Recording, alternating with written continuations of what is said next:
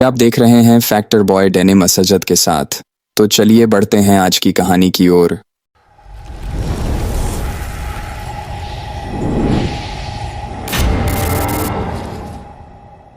दोस्तों, आज की कहानी हमारे साथ इंस्टाग्राम पर शेयर की है मुकेश जी ने।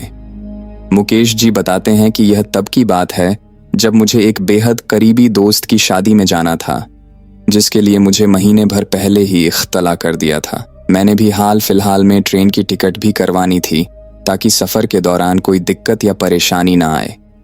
देखते ही देखते महीने भर का वक्त कब छूमंतर हो गया, पता ही नहीं चला। मैं भी पहले से तय कार्यक्रम के तहत अपना सामान लेकर पहुंचा पुरानी दिल्ली रेलवे स्टेशन। वैसे तो मेरी ट्रेन रात के 10 बजे की थी, मगर मैं वक्त से काफ़ी पहले ही स्टेशन पहुंच गया था। सर्दी का मौसम होने के कारण स्टेशन पर कुछ खास भीड़ नहीं थी। स्टेशन पर खासकर प्लेटफॉर्म 10 पर, जहां पर मेरी ट्रेन आने वाली थी। मैं चाय की चुस्कियों लेने लगा और पता ही नहीं चला कि 1-1.5 घंटे का समय कैसे गुजर गया और 10 बजते ही ट्रेन भी आ गई। ट्रेन में चढ़ते ही मैं अपने जगह पर आराम से लेट गया और इसी बीच ट्रेन भी खुल गई। साथ ही अब मुझे बिल्कुल भी नींद नहीं आ रही थी। शायद मैंने चाय कुछ ज्यादा ही पी ली थी, जिस वजह से अब मेरी नींद पूरी तरह से उड़ चुकी थी। खैर, मैं अपनी सीट पार लेटे लेटे करवटें बदलता रहा और ट्रेन चलती रही।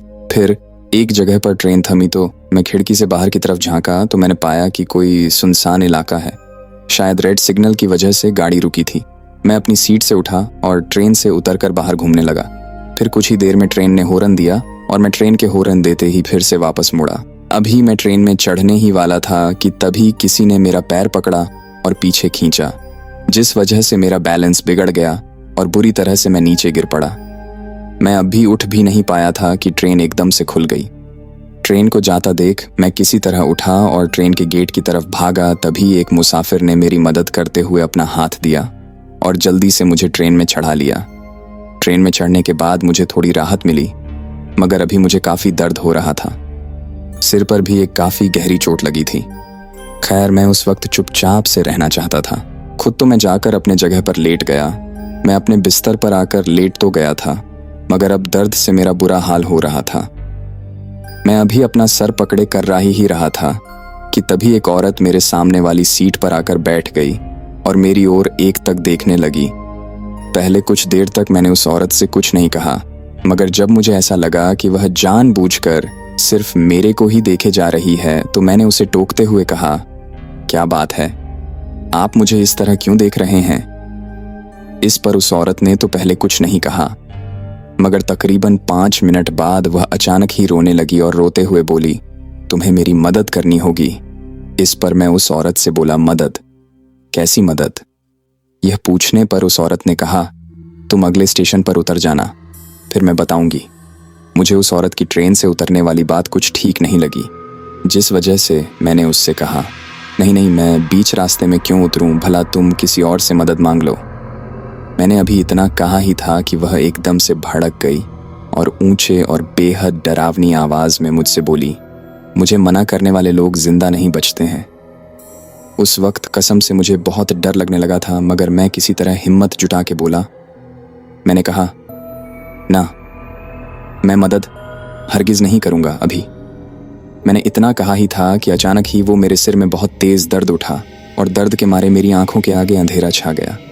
कुछ देर तक अपनी आंखें मसलने के बाद जब मुझे हल्का हल्का दिखने लगा तो मैंने पाया कि अब मैं ट्रेन के अपने जगह की बजाय रेलवे ट्रैक के बीचों बीच में बैठा हूँ।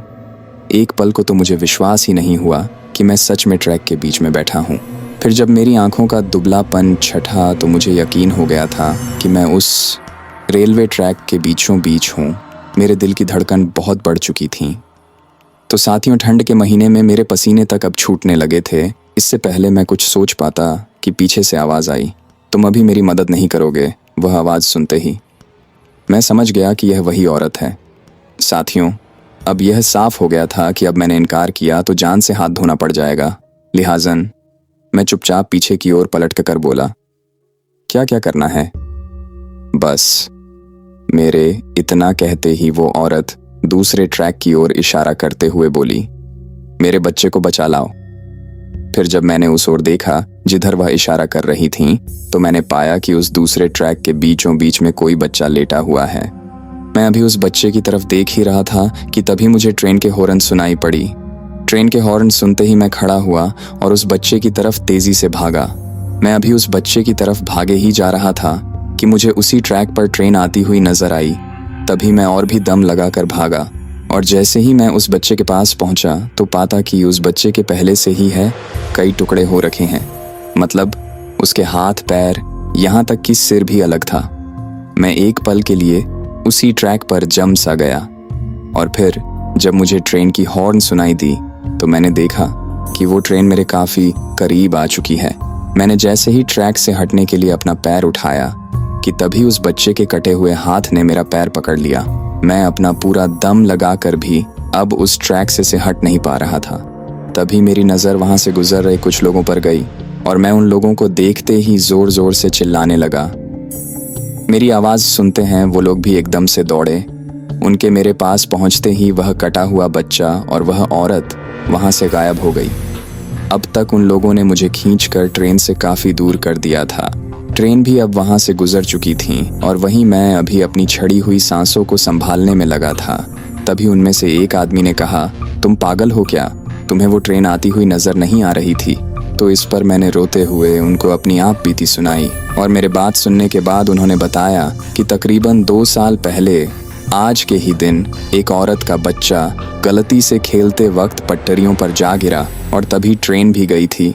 अपनी चपेट में आने के कारण बच्चे के कई टुकड़े हो गए और उसकी बेचारी माँ स्टेशन पर मौजूद अपने लाल के लिए लोगों से मदद मांगते रहीं, मगर उसकी किसी ने भी मदद नहीं की और अंत में वह अपने बच्चे की कटी हुई लाश को अपनी बाहों में भरकर वहां से रोती बिलखती चली गई। फिर कुछ दिनों बाद उस औरत की लाश इसी जगह पर मिली। वह औरत अपने आखिरी समय में भी अपने बच्चे की लाश को सीने से लगाए हुए थी। कहते हैं तब से उसी की आत्मा यहाँ पर भटकने लगी और लोगों को ठीक वैसे ही मौत बांटने लगी जैसे कि उसके बच्चे को मिली थी।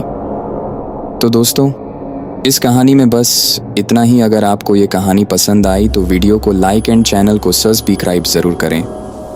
हम मिलते हैं आपसे अगली वीडियो में। तब तक के लिए जय हिंद, जय भारत।